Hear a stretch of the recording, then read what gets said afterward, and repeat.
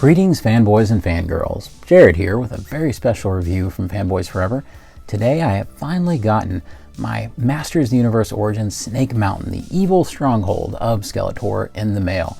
And I am so excited to crack this thing open. Now of course Snake Mountain is the evil counterpart to Castle Grayskull, so it's always been a really special playset. However, unlike Castle Grayskull, which has always been kind of universally loved and, just always applauded as maybe the greatest playset of all time when it comes to action figures, I think that Snake Mountain has always kind of been viewed as something that had a little room for improvement. Not saying that it was despised or anything like that, far from it. People love Snake Mountain. So unlike Castle Grayskull, which was always just going to be a hey, don't fix what isn't broken kind of situation, here with Snake Mountain, we are going to have kind of a different sort of review. This will indeed be more of seeing if Mattel lived up to their lofty ambitions to improve upon that classic set. But before we begin, don't forget that here on Fanboys Forever, we do new Masters of the Universe content all the time, so you definitely want to subscribe so that you don't miss out on any of that. Also, we really appreciate each and every single like and comment that we get. These things really help the channel grow, and just by doing these simple things, you're really doing your part to support this channel, and I personally thank you very much. It's been a great 3 or 4 years covering all of this stuff, and it's really truly been an incredible journey as we've went from Castle Grayskull now to Snake Mountain, and I can't wait to crack this thing open. So looking at the box first, I will say this is probably some of my favorite box art that we've ever gotten in any Masters product.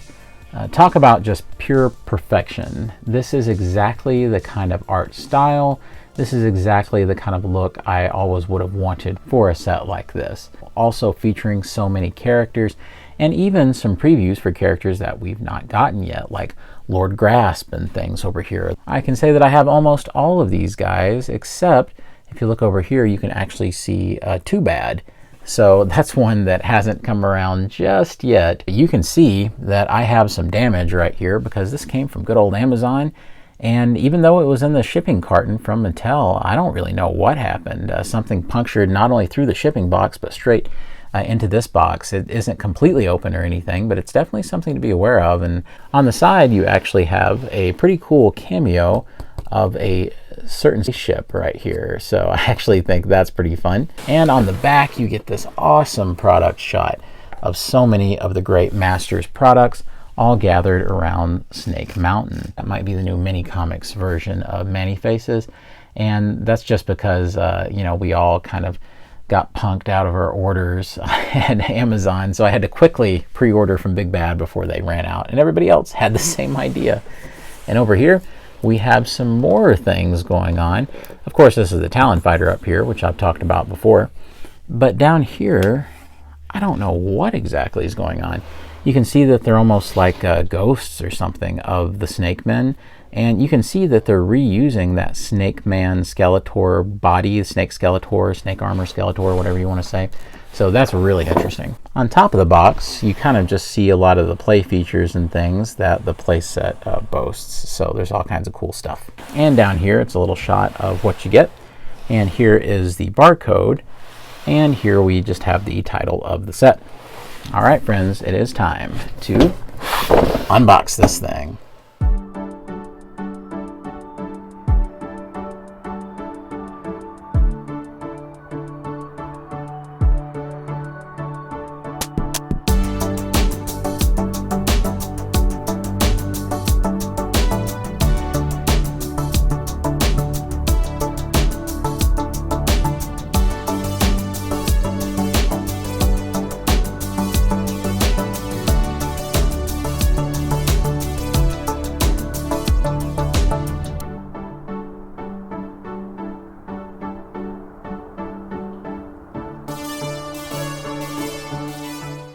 So let me start by saying that this was a really actually surprisingly pleasant experience putting this thing together. I thought that it would be kind of full of trouble and sticker placement and all these other things, but no, nothing like that. There was no dramatic moments where I thought that something wasn't going to fit or it wasn't working out well or the sticker placement was driving me crazy. All the sticker placement was done for you. So I didn't have to sticker anything, which is fantastic. And their sticker placement at the factory was really, really good. So it wasn't like it was off or I thought I could have done it better. No, it's done better than I could have. Not only that, all the pieces fit together really well. That wasn't a problem. Everything feels really nice and secure and stable. So I was overall really pleased with the experience. Everything was fairly well protected, a few little scuffs here and there, but it's nothing too major. Right now, I'll show you later how to get it closed up, but this is kind of in its play mode, where it's sort of partially open, I think is the word, on both sides. And we'll start out with the outside here, which I think makes the most sense. This is just the best way to kind of get the feel for what they've done with it. And there's just so much cool stuff to talk about when it comes to this playset. For one thing, let's just start with the most classic aspect of it, and that's the actual face of Snake Mountain, which has always been a really interesting thing because it's kind of strange when compared to the animation.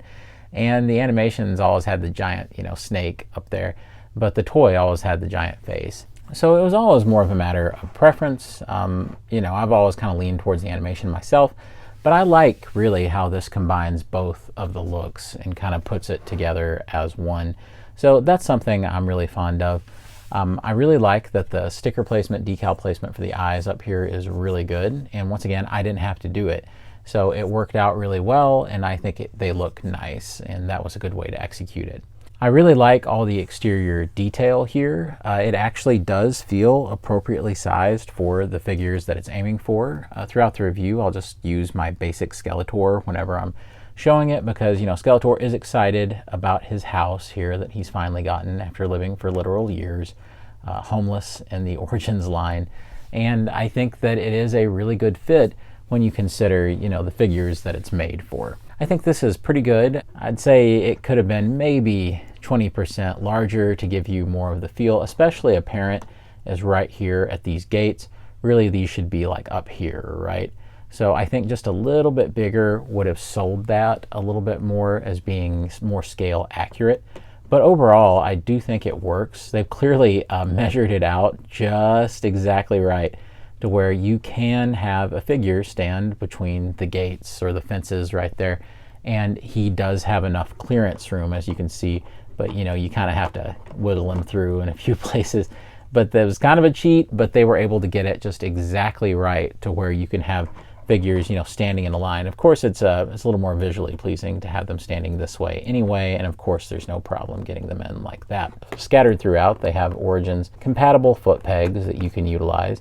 And that alleviates a lot of the problems with it not fitting, maybe as well as it could or having a whole lot of room, because this will keep any figure, on there really well. So you can kind of pose them out like that.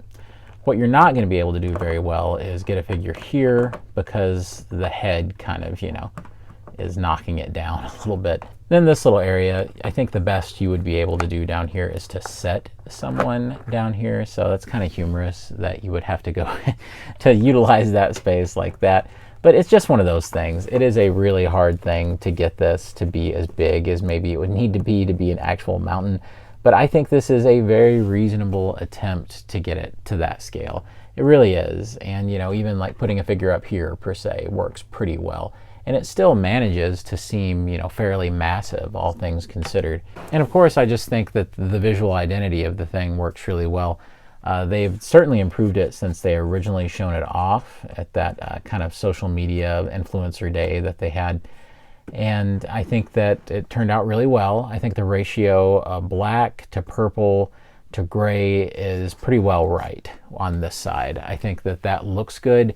At first, I think I was a little concerned that it was too gray, and I think that this ends up actually working out really well. I like those black accents. I think it does a lot. The only area that I would say is kind of lacking a little something is here at this mouth flap, which, we'll get into later. You can't open like that because I think it's a little obvious that it's just this flat purple and that there's no shading whatsoever on it, and every other piece has something. I think a little gray right here would have gone a long way. So don't be surprised to see a lot of customizers they kind of fix that. It's not something that bothers me that much, but still. And this is more, suitable for the animation, I suppose. And I think it's wise to start up here with the actual snake itself. And I think that this looks really good.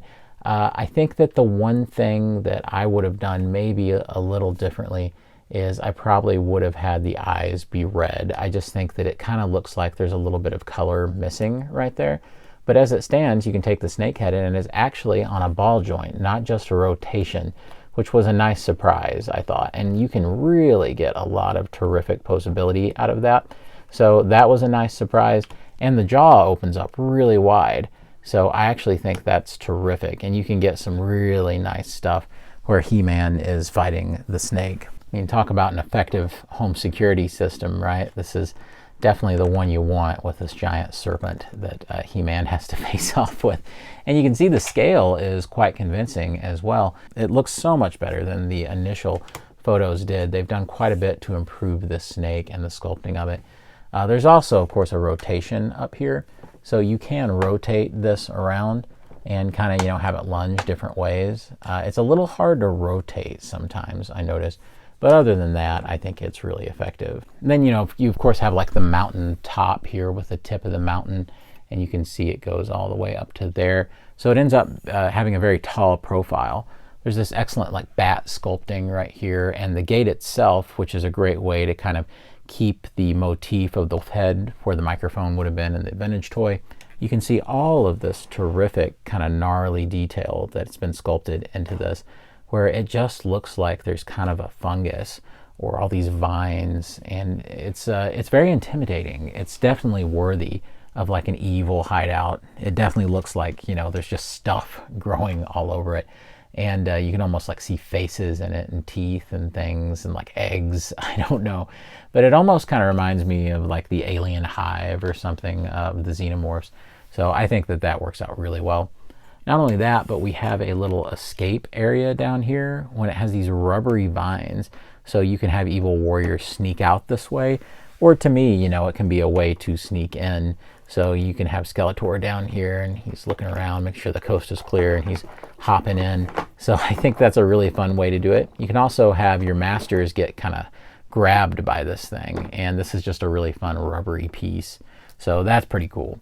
Again, scale works out pretty well in this area. You can see that it does have foot pegs in numerous spots. You can have Skeletor right here. There's another foot peg right here. This is where things get a little iffy because there's hardly enough room to get his foot on there where it wants you to peg it in. It takes you angling the foot in kind of a funny way, and you have to have him like mid-step like this. However, once it's in, you can see that it works. So it may be a just barely sort of thing, but I mean, he's doing it. It's working, so you can't complain too much. You're not going to be able to have a whole army of guys up here. I guess if you were really careful about it, you might be able to have them stand, but it's really difficult because you can't hardly have the figure plant both feet on the same step. You can maybe in a couple of spots, but you have to kind of cheat it a little. But it works, just barely. I find it funny that there's no foot peg right there. I think that that definitely could have used one. However, I mean, you can see that without the aid of one, the Skeletor figure stands just fine. So, basic Skeletor figure can go right there. You have to be careful, though, because it's sloped down a little. And then there's really no way to get one up there. And there's a foot peg right here, as we saw earlier with He-Man. So definitely one of the interesting features are these shackles, to where you can get the figure shackled up over here and on display for all the evil denizens of Eternia. Poor He-Man, since he happens to be close by, will be the one to be a good sport and play along like these chains would actually hold the most powerful man in the universe. And you can see that it is a really good spot for a figure. It's certainly large enough, you can stand the figure, and this gives the figure all kinds of support where it's not going to fall over. The chains are nice and rubbery, so you don't have to worry too much about it damaging the wrists or anything like that. And this is just a really fun way to play and act like, hey, we've got this poor helpless, character up here. Skeletor's put him on display to warn people don't come around. So it's just an absolutely terrific little touch, I think. All right, He-Man, you don't have to pretend anymore. Huh, well, the directions showing you taking the hands off, but actually you can just slide the hands right out. So when it comes to figures and their ability to play on the outside of this thing, it's definitely there. You can definitely do it. If you're just looking at the foot pegs and standable areas, you could probably get, if you were really working at it, like 11 or 12 figures comfortably onto the front of this as like a whole display. And if you stick around with me in this review, you will see that happen. I will push this to its absolute breaking point to show you how many figures go on it later. But I definitely wanted to show you just the overall look of this incredible exterior. But let's see how the interior compares. And here it is on the interior. You know, even though they've done a lot to plus up the exterior and to combine certain elements from the cartoons and things, I think that they've done just as much or even more really to plus up the interior and add things. Because the truth is that the original version of Snake Mountain really doesn't have a tremendous amount of things going on the inside. This corrects that greatly, and I think there's just so many cool features, so I can't wait to get into them. All right, first things first, just real quickly, this is the weapons rack, and yeah, it's exactly what you would expect. It's just the evil counterpart to the Grayskull weapons rack. I like how this one is constructed quite a bit, and I think it's awesome.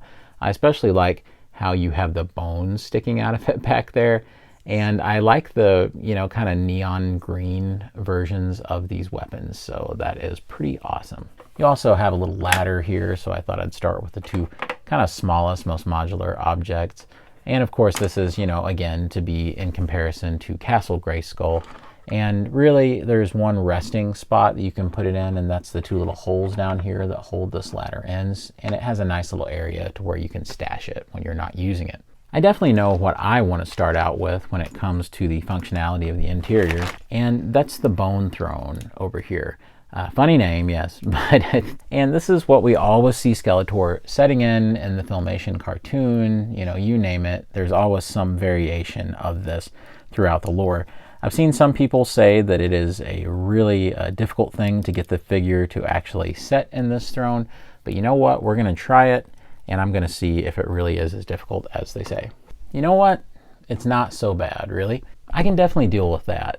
To me, that's, I don't want to say dramatic, but I do think folks are maybe being a little dramatic about him setting in this, because I think it works really well. As a matter of fact, I think it works a lot better than the poor sorceress trying to set in the Castle Grayskull throne, because that is really hard to do. So you just kind of have to work with it.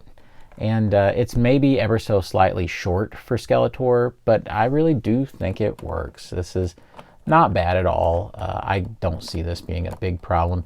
You kind of have to set him to one side of the skull. Do you see this? In order to get him on there really well. So you kind of have to pick either he's leaning to this side or he's leaning to this side. And if you don't, I could see where that would be a problem. If you really want to have him on that skull, I can see where your issues might come into play there. So I think that looks good. Believe it or not, I've never had the original Snake Mountain. I just never did. But my wife did. And she always told me about it. Years after I got into Masters, she was looking at some of the stuff, and she's like, that's that playset I had when I was a kid. And she talked about the microphone that she had, and I think her parents maybe found it at a thrift store and was like, oh, it's purple, you know? And so my wife grew up with Snake Mountain, and I didn't. And here it is. This is what you would have used, the kind of piece for the microphone. And originally, the original toy, you could like speak into this, and you know, it would seem like Snake Mountain was talking or whatever.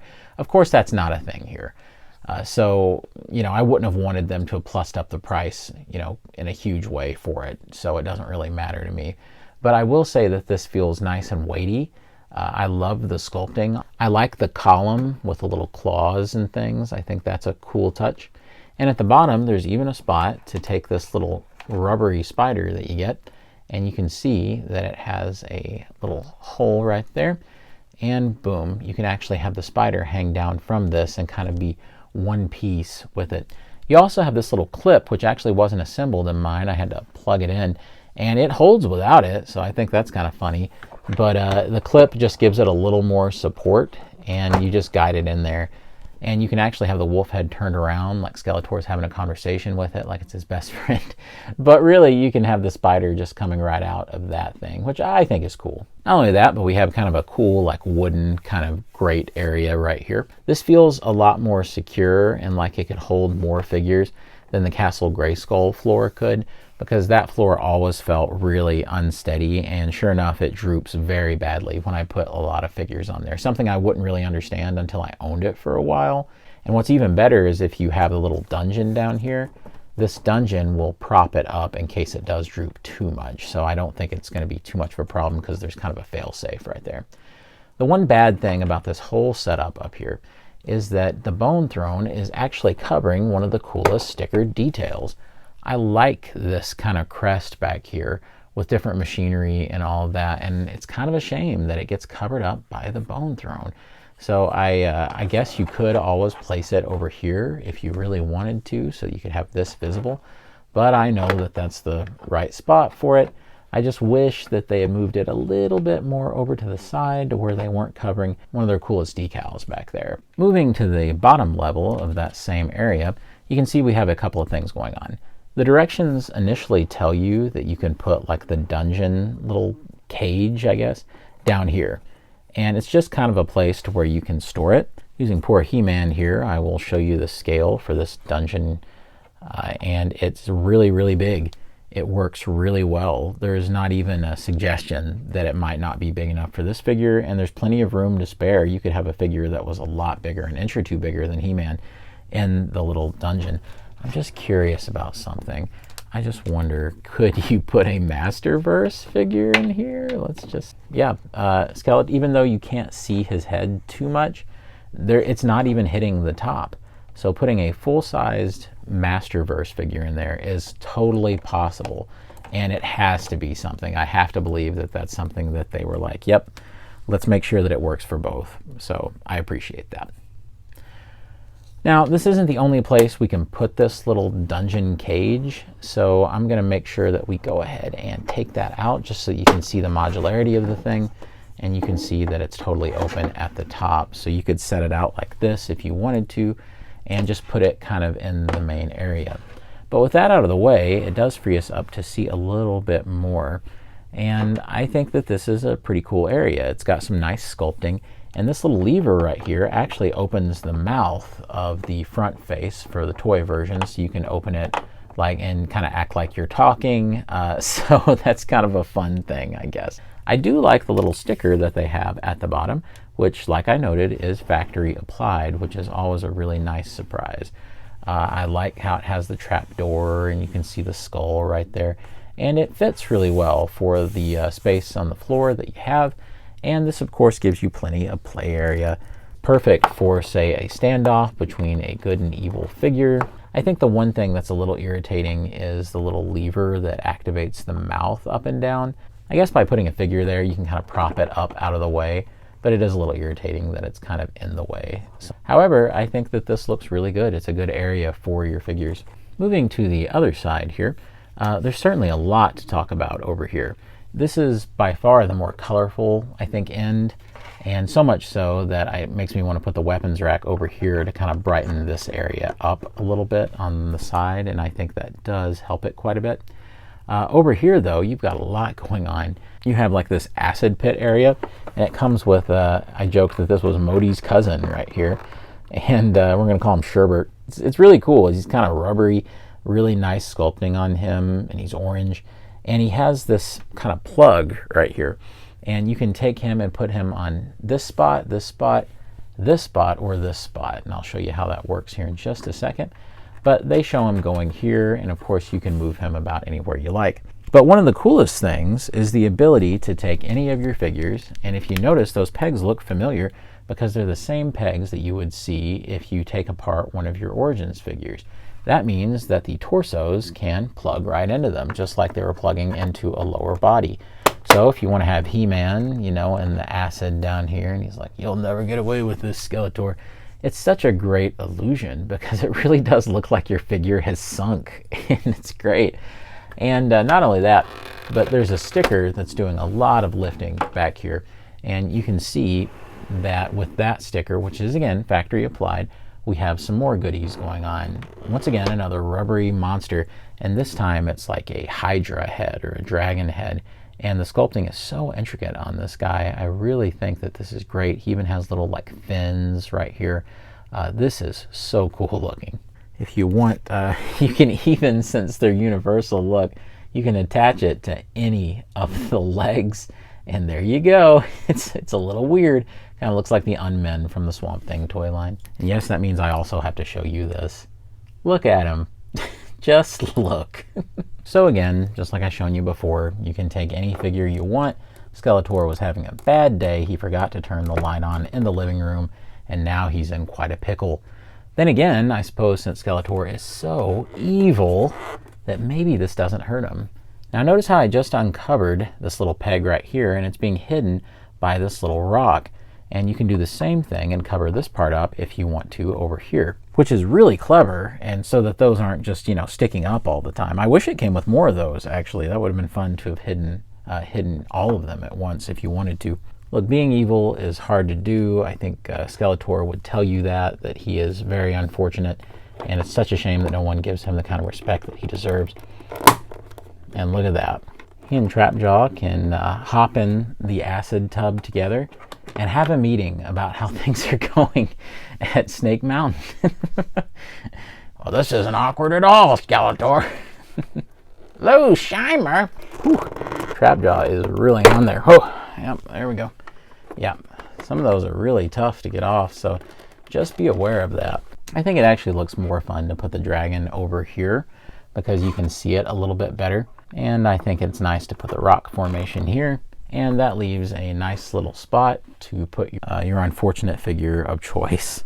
So earlier I talked about having a quick escape route for the villains on the inside.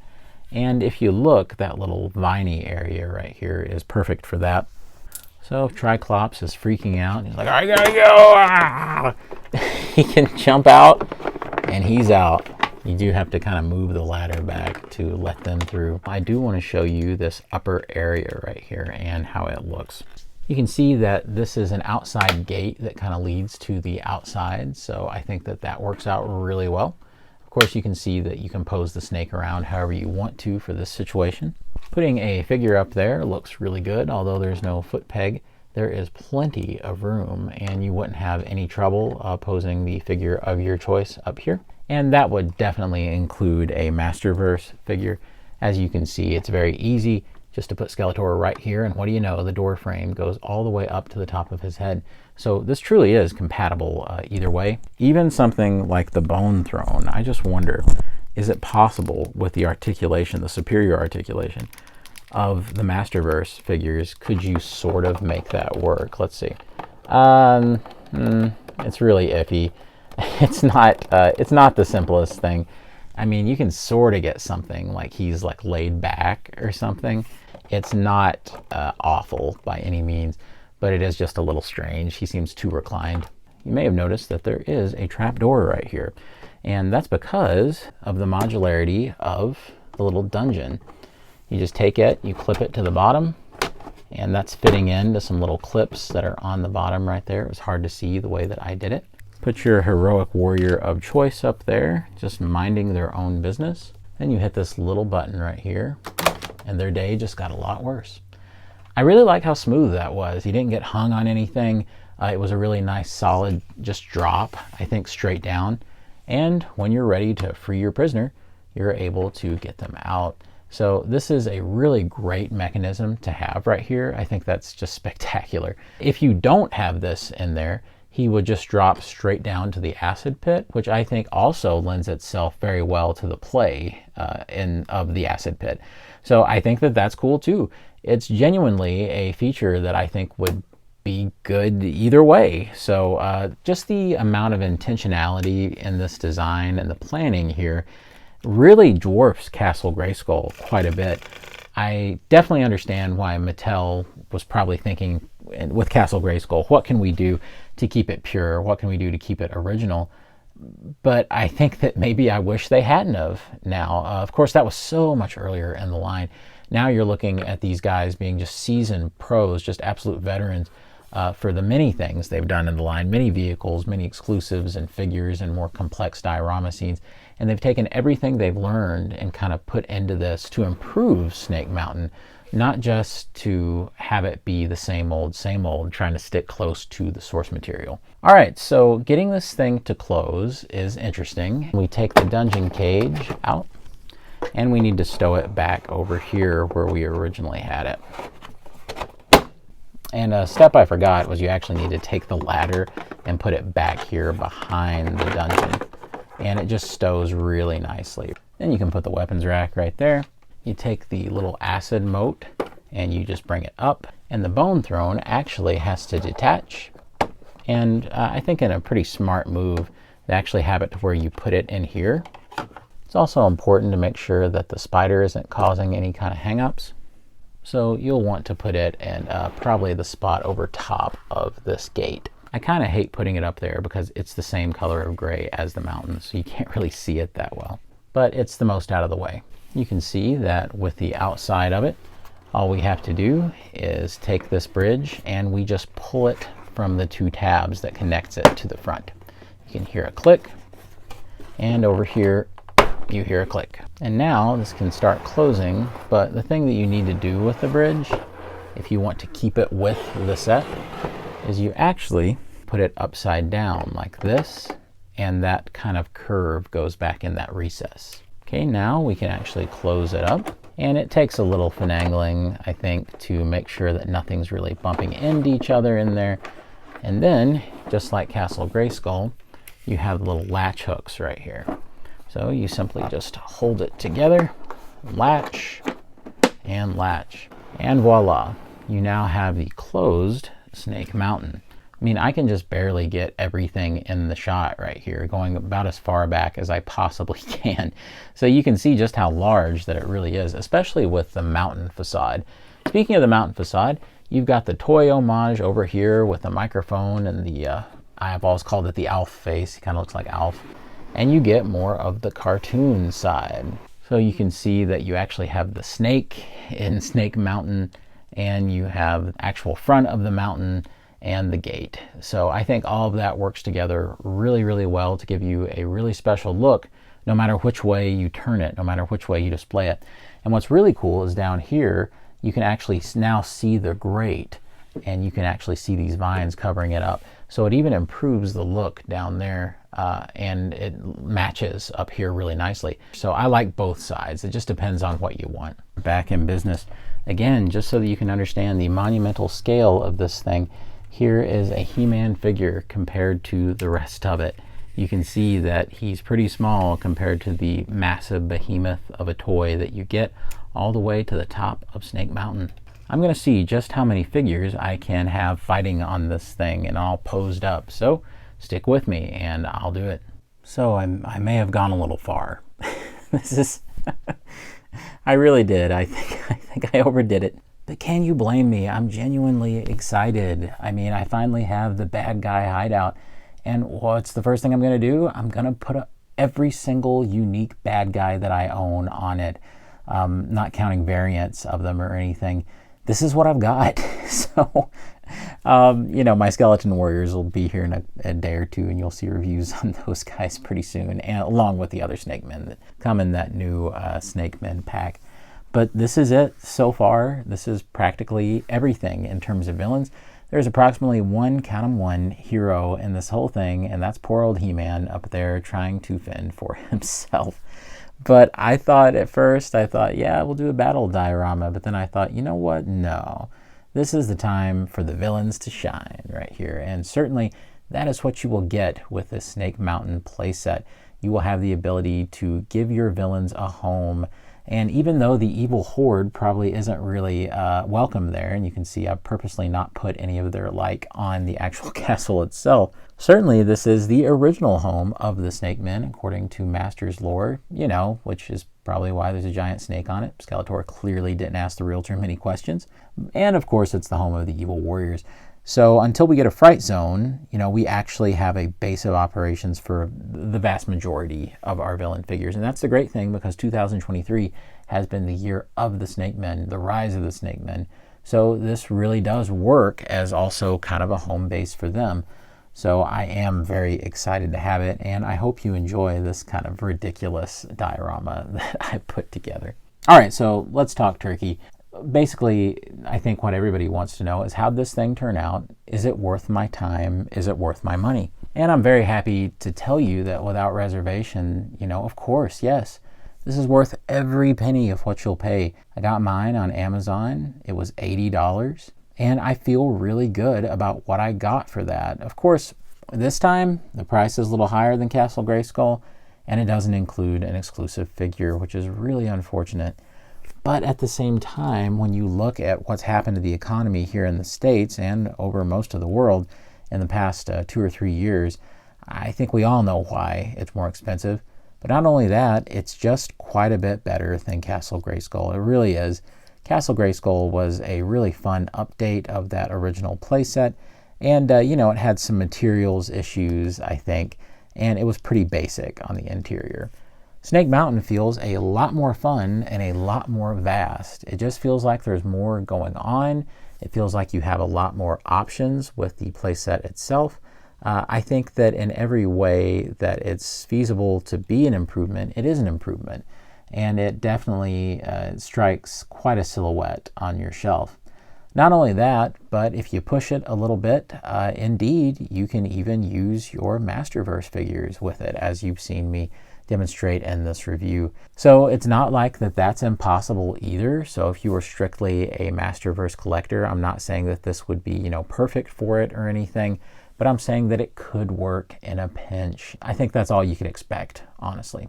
Now look, we may never get a playset this size ever again that's not Eternia from the crowd fund, okay? And if we do, it would have to be crowdfunded, and I'm certainly hoping that we certainly keep getting those kinds of things. But let's say that this is it. Let's say we never get a major playset like this ever again. What a note this would be to go out on. I can only hope that there's more, but we really need to appreciate getting things like this. Either way, I'm really tickled that we got this, and I can't believe that we got it in such style. Of course, I think we all hoped that we would eventually get something like this, but I always really doubted it, especially back in the old days of the line. Now I'm happy to say that it's here, and it definitely over-delivered on many, many fronts. When you play with this playset and you pose things on it, you can tell very, very obviously that the team at Mattel, it wasn't just something that they pushed out and they said, oh, okay, we got Snake Mountain out, good. You can tell that they put a lot of thought into it. There was a lot of care and a lot of time put into the design. It wasn't just a haphazard thrown together kind of thing. Instead, they really took on board everything that they possibly could in terms of making it feature rich and giving you many, many versatile options when it comes to play and display. And it results in a toy that's not only hilariously fun for someone like me who's like in their mid-30s, but it could also be incredible fun for a kid, even if they didn't even play with Masters of the Universe. Just put any kind of figure line in there, and I think it would be a blast, especially with the awesome sculpting and those really cool play features. So it's a win in every conceivable way. I knew I'd like it, didn't think I'd like it this much, so that's saying something. Well, friends, I certainly hope you've enjoyed the review today. Of course, as always, leave me a comment down below and let me know what you think about this thing. Have you got it in hand yet? Have you had a chance to mess around with it? Have you assembled yours? Are there any shortcomings that you're noticing, or did it live up to all of your expectations? I'd love to hear all of your opinions down below.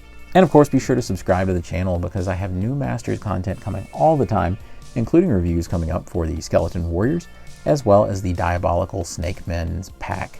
And of course, as always, God bless you and yours. And I'll see you on Fanboys Forever. Fanboy out.